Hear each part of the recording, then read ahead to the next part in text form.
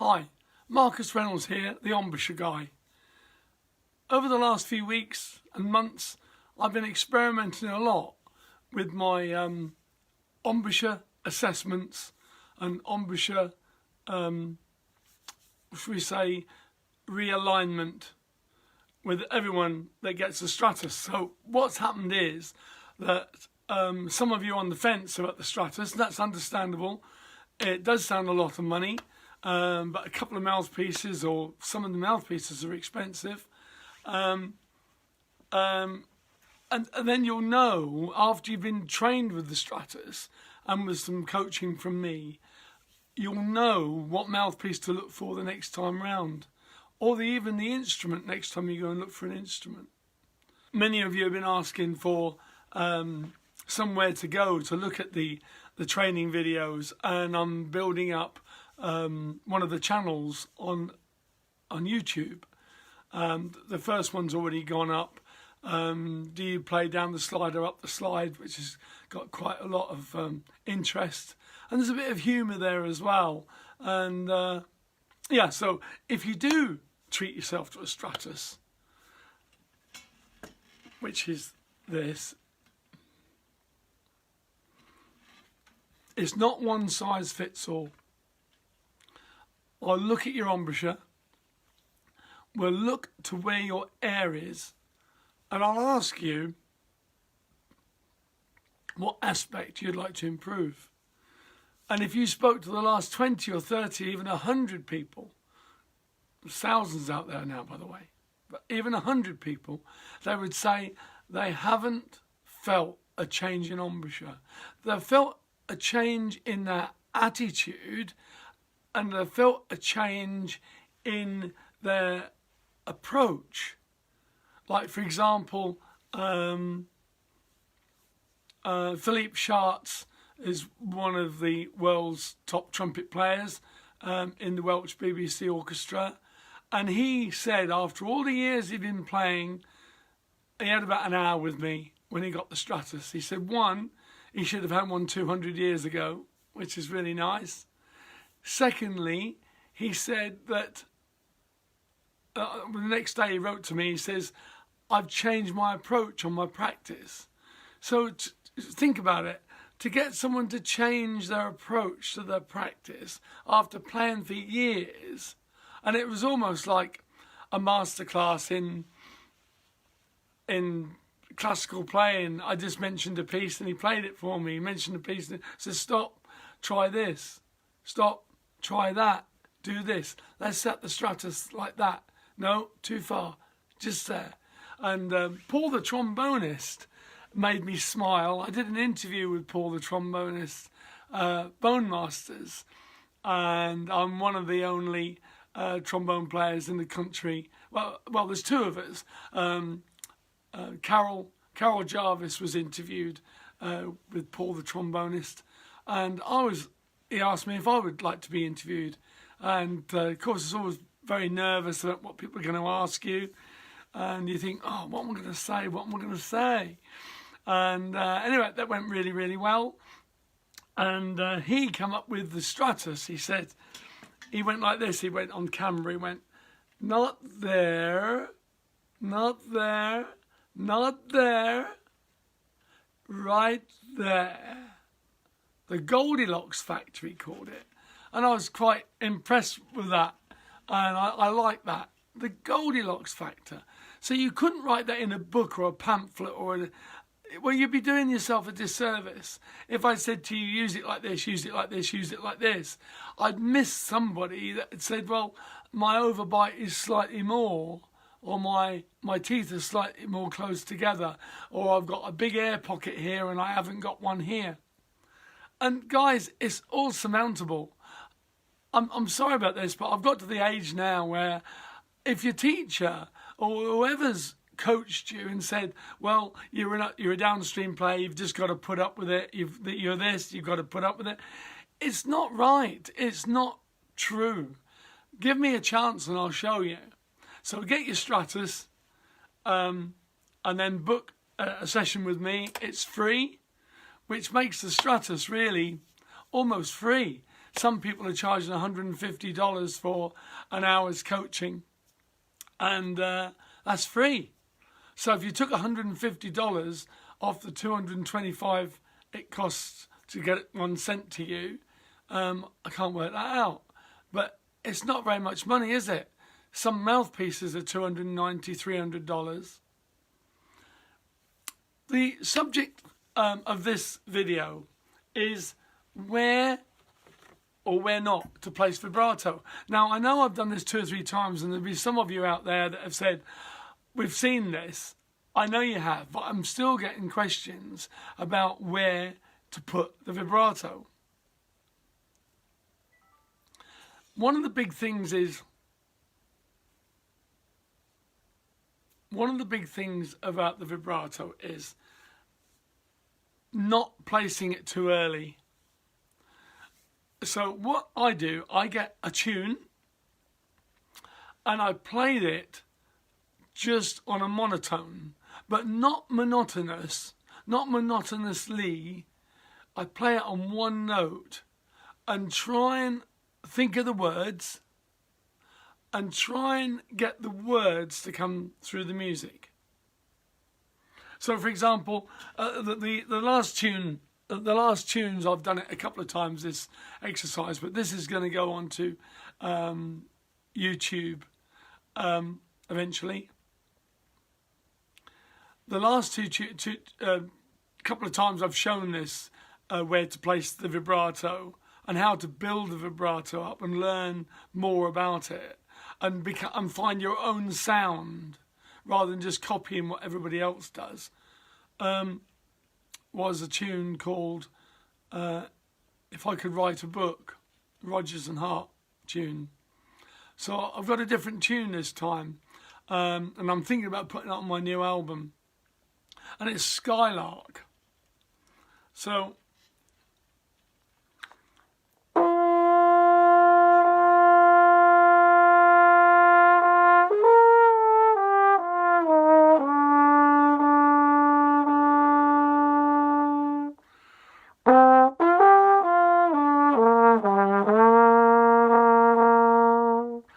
is one of the problems, picking a cold trombone up and trying to perform for you. I'm not here to show off. I'm not here to show. I know I can play the tune. I just want to help you understand where you might be in your building up your solo repertoire. So what we're going to do, we're just going to play that on one note.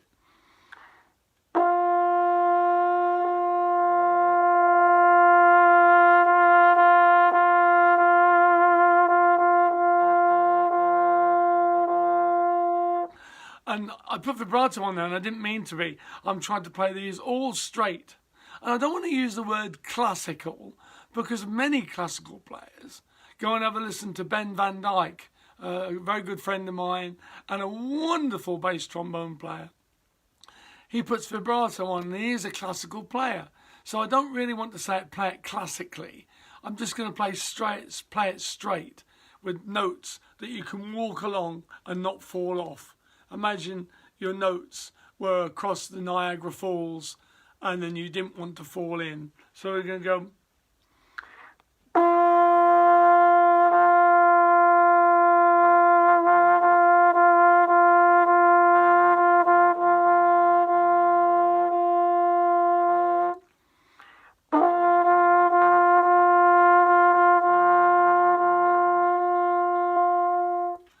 Just get the feel of that.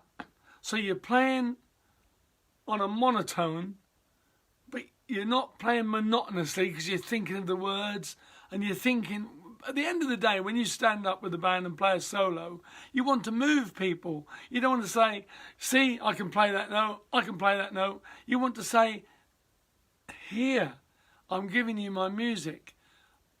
I'm playing from my heart. So, if we now put those notes in.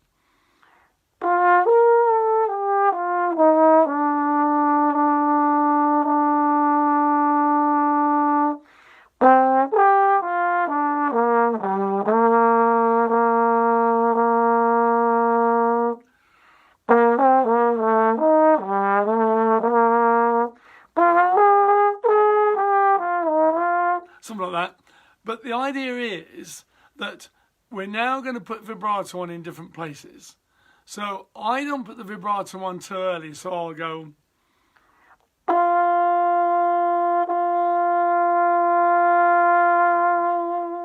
1, 2, 3, 4, 5.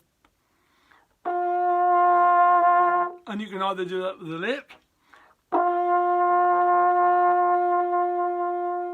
or you can do that with the slide. And this links to the YouTube presentation I did yesterday. Do you play up or down the slide? I play down the slide. I play down the slide. 1, I can put a little bit of vibrato on. 2, the F to F is never in tune.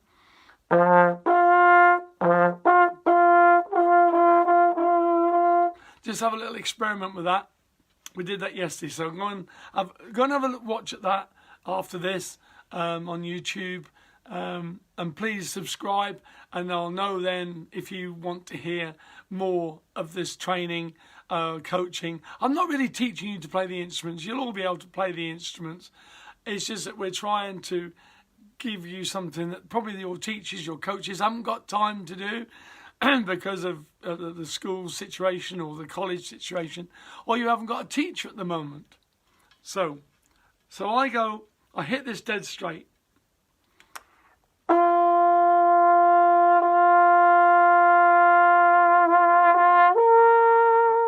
And I build up a little bit of a storm before I change note.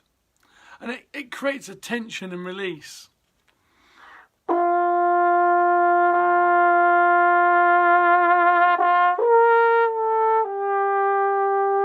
Now sometimes I might not put a vibrato there. I might play a straight note there. If I've done that the second time round, I won't put the vibrato in the same place. I use this little analogy. There's 2 little ladies in the front of the stage and they're knitting. A little bit distracting, I know. But they're whispering to each other. He's going to put vibrato on. No, he's not. He is. No, he... Oh, he did. So try and surprise the audience. And if you don't, the 2 little old ladies doing the knitting in front of you will go to the bar and get a gin. We don't want that. We want to keep them interested. We want to keep them enthralled. We want to keep them mesmerised. So you just stroll to the front, just another player. But are you going to just be another player with a special message?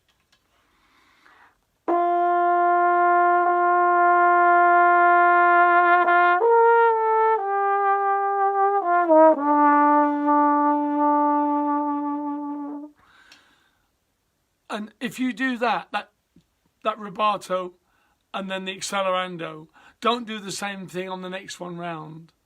So when you repeat that, either reverse it or play it all straight. There's no fixed way, but if you record yourself, which I'm doing a lot recently to prepare for my new album, I'm listening to myself and think, oh no, I don't like that. That's run over too long. I've lost the passion in that.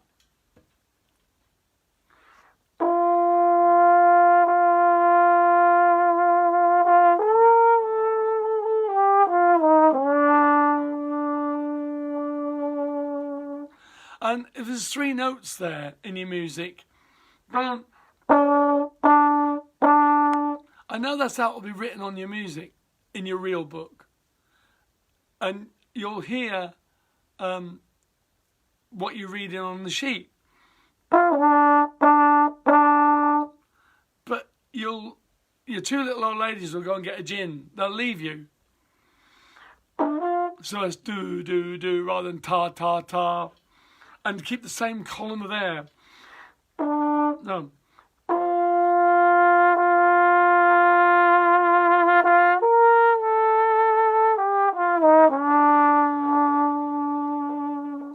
Ooh. I just slacken the air off and make it a little drop. There's some exercises, I'm sure, in your books where you learn to play a semitone down from the note.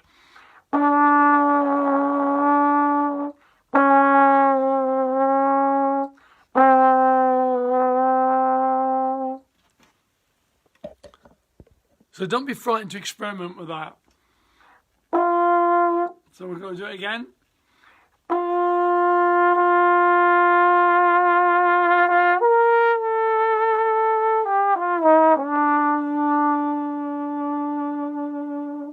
And make the audience wait.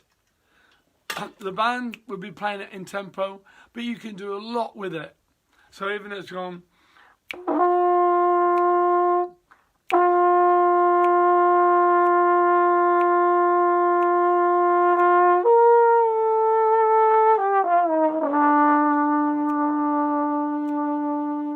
you can bring it back in. You don't need to bring it in that quickly. You don't need to bring it in that slowly.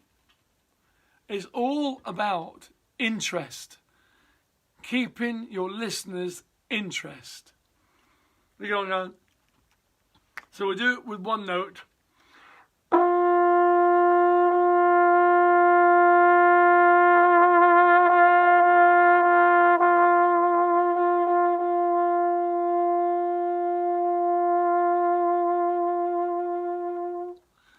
So there's such a lot of colour in there on one note. So we're playing monotone but not monotonously.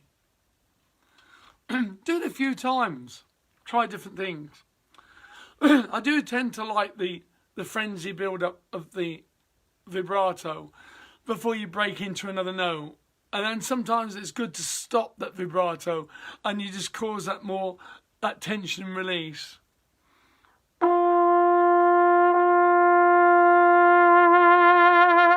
See, I was building that storm up there. I'm about to change. So when that storm reaches a little bit of a zenith, a little bit of a peak, then I break into that note.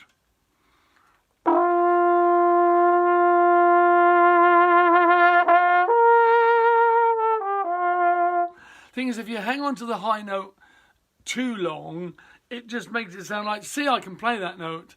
And that's not the whole idea. It depends what the word is.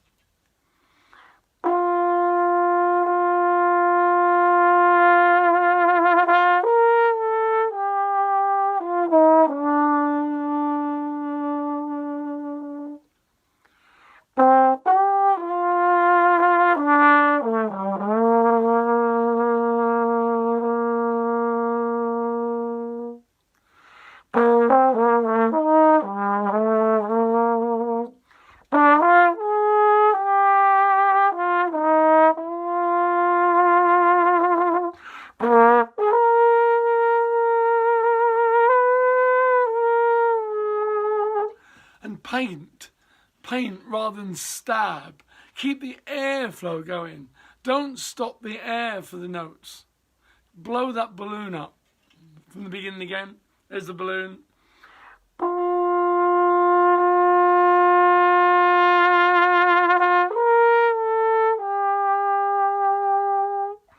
I'd rather stop on the next note rather than the zenith note. Then it doesn't sound like, see, I can play that note. We don't want that. You just want to sort of do it nonchalantly.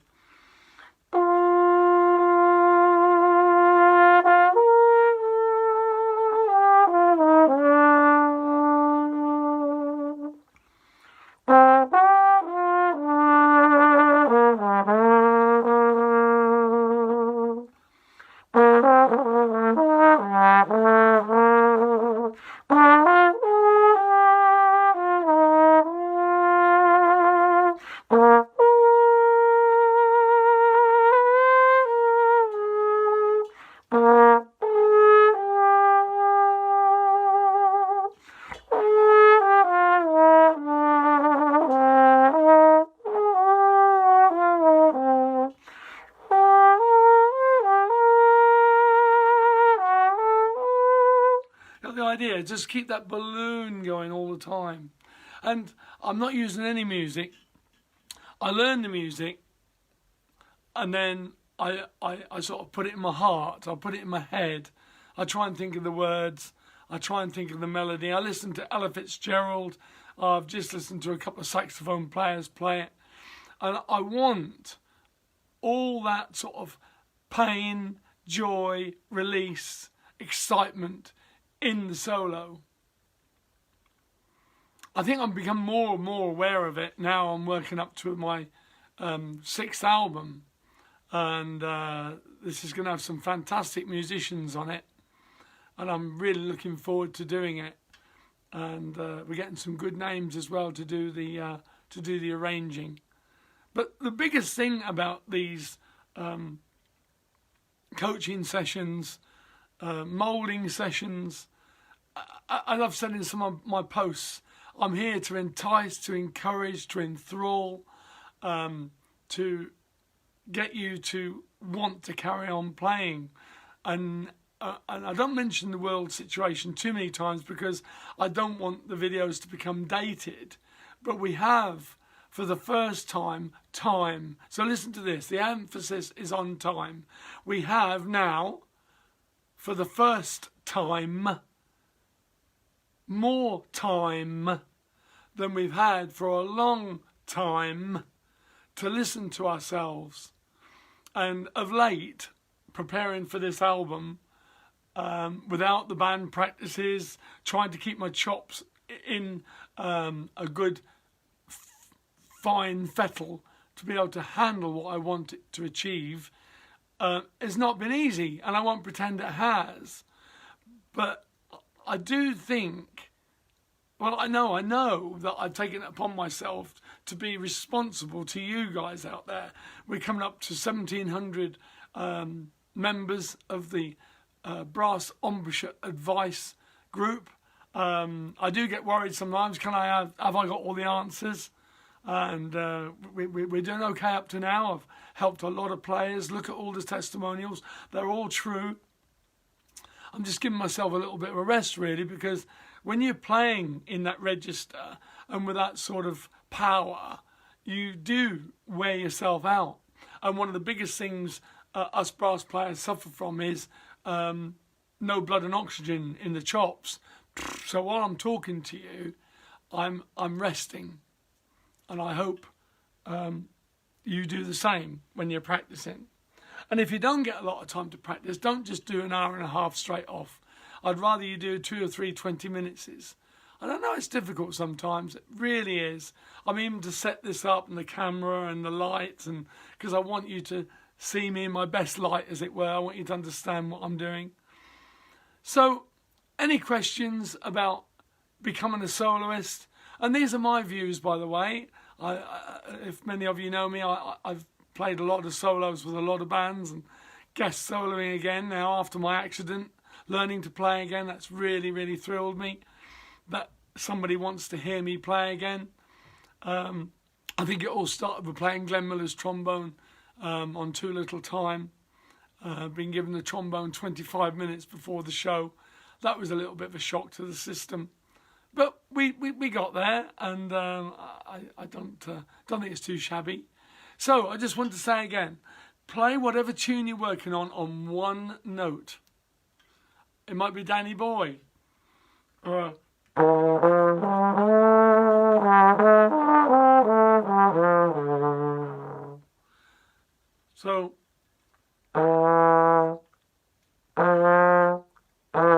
just play the straight notes.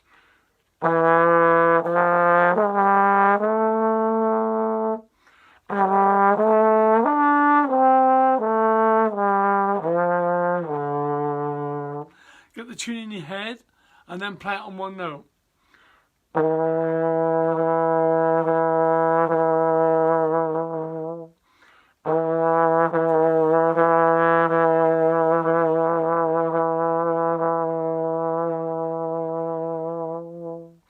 Very gentle vibratos. Now put them in with the melody.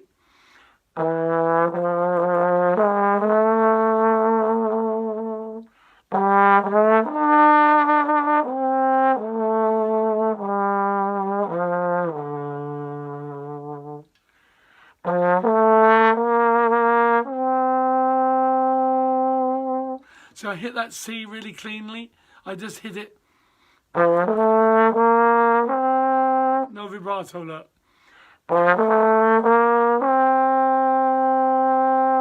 And just before I come off that note, I'm just going to warm it.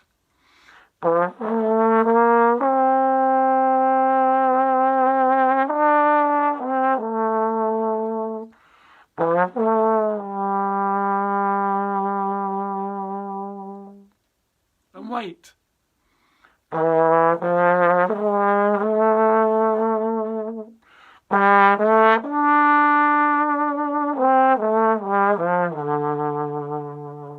You know, so I changed that phrase completely. Before I went,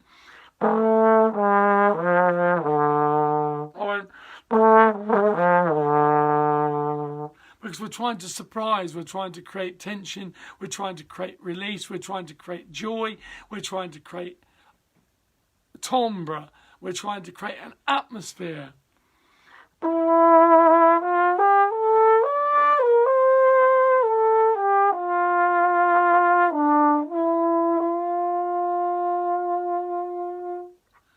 So just experiment. It's not a 5-minute thing. When I did my other albums, I spent ages and ages playing 1 or 2 notes, thinking, does that sound better than that, sound better than that? I was on tour with a band at one time, and a guy was next door. I got there before the show started, really early. I always get to the venue early. And I was working on an album at the time. It might have even been my Celtic album. The only Celtic album on trombone I know of in the world. Yeah, so I was just working on 2 or 3 things, how to stop and start the vibrato. And this other musician came in from the band and said, "You're wasting your time. Nobody knows. Nobody cares. They don't know." I said, well, you know what? You could be right. But I think the listener doesn't know what they know. And in a Neanderthal sort of way, you know if it's played with love. You know if it's been given from the heart. You know. You know if it's just mechanical. That's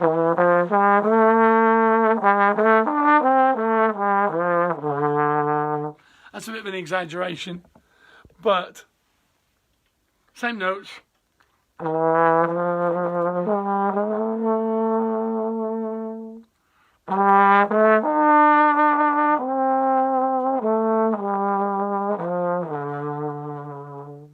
And because I've got the Stratos, I can push my mouth right a long way away from the mouthpiece so the lips can flap. You can almost play these tunes almost mispitching, you know, to get that sort of ethereal.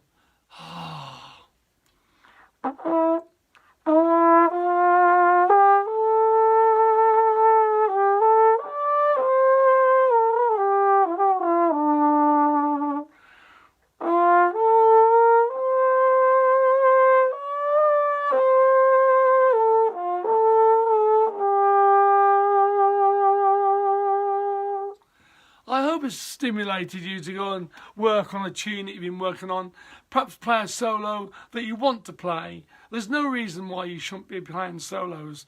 I say in some of my coaching for the Stratos Embouchure system, Stratos Encore Pro. Why Encore? Because you want to do it over and over and over again. I say this a lot of the time, that if you set your chops up, you can play from the heart instead of just from the head. If your chop's nowhere to go, you're not struggling. So go to a tune. There's no reason why you shouldn't play this tune you're working on with your next band. Say, I can play that tune now. I've been working on this. Can I play it with the band, please? And the rest of the band will go, well, you don't play solos. No, but I can now. I want to now. I've got the tools. I've got the heart. For other players out there that aren't playing as well before lockdown as what you used to, it's not age. It's and you won't like me for this, but it's trajection.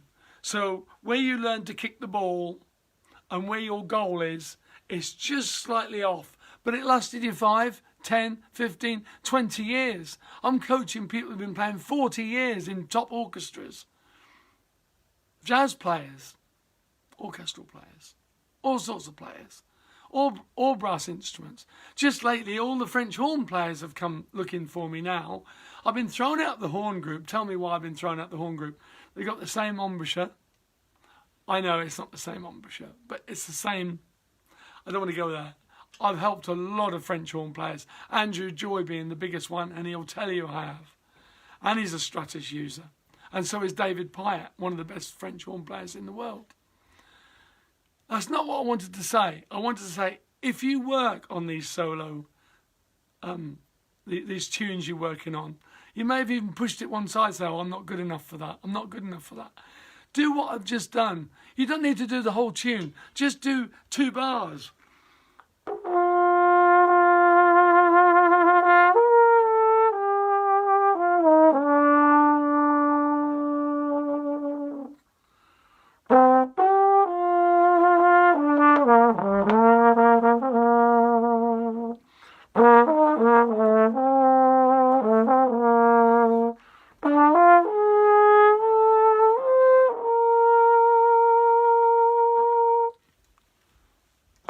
Ladies and gentlemen, I hope that's been some help to you.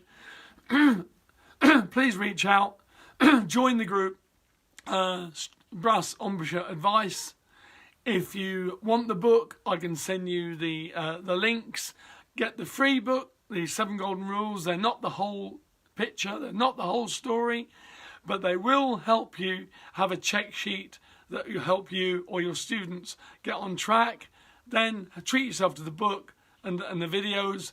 It's exactly what this is. What you see is what you get. It's very close up, very warts and all, nothing to hide. The book hasn't got any big words in. I think the biggest word in there is embouchure. And if you leave it too late, if you have started to drift away from this, what I call the trajectory of your playing career, like the footballer missing the goal. He hasn't missed the goal by 12 feet. He's only missed the ball by that. And if that's the case with your playing, let me help you get back on track. The longer you leave it, pardon me, I should have had a glass of water. The longer you leave it, the harder it is to go back. Because when you look over your shoulder from where you've come from, there are no breadcrumbs to follow back to the house of your original embouchure. So this is Marcus Reynolds, stratosbrass.com. I'll leave a link, I'll leave a couple of links further down for the book and the videos. You've got me, I make myself available. I'm here to help you. Get the Stratos, bite the bullet, get the Stratos. You only have to buy it once. It's an amazing bit of kit. It's been developed by one of the finest engineers in the UK. It's made in the UK. And let's get you on track and keep you on track. And let's get you where you want to be as a player and have the quality and the technique and the knowledge to keep you there to be a brass player, a modern brass player of today. I'm just going to say some goodbyes.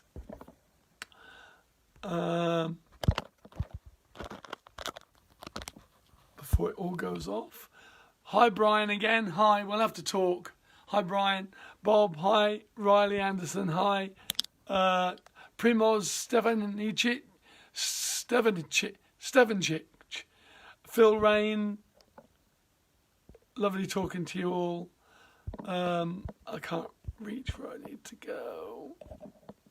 Oliver Atherton, Phil Harrison, hi Phil, Roy Talbot, Andre Bruin. There's so many of you out there. There's about 40 of you on this. I'm going to say goodbye now. I am the embouchure guy, stratosbrass.com. I'll leave a couple of links. Go to YouTube. Go and watch up the slide or down the slide. Please subscribe. That makes me feel I can give you some more coaching, and we'll build up a nice collection on there, so you'll be able to, whatever you want to do with your brass playing, think, oh, I need to watch that again. I need to work with that. Get in touch with me. Marcus Reynolds, stratosbrass.com, the embouchure guy. We've had some fun. I've enjoyed showing you. I love you lots for what you're trying to do out there. Keep playing. Keep playing. Bye-bye. Bye-bye. Bye.